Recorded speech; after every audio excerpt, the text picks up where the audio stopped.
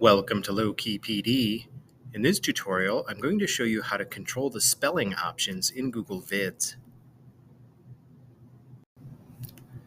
So let's say that you're working on a Google Vids project and there's a lot of text on your scenes to go through, and you were kind of in a hurry. Maybe you're concerned that some of the words you used were spelled incorrectly.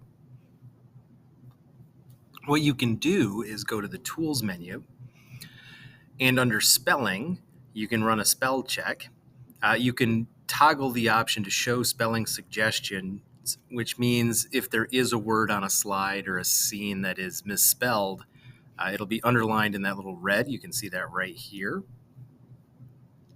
And you have a personal dictionary, which is really nice if you work in a more technical field and you use words that maybe the regular Google dictionary isn't going to recognize as real words, and it's going to flag as being misspelled, but they're not misspelled, and you get kind of sick and tired of having them show up when you run a spell check.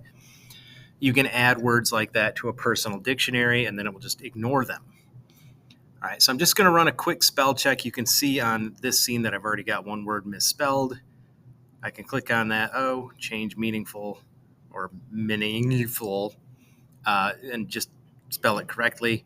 Obviously, I want that spelled correctly, so I'm going to accept that change. So Google Vids does come with a built-in spell checker, which is kind of nice. It does help make your video productions look more professional when words are spelled correctly. Don't forget to like and subscribe for more tech tutorials, and you can find my videos on YouTube by searching Low Key PD.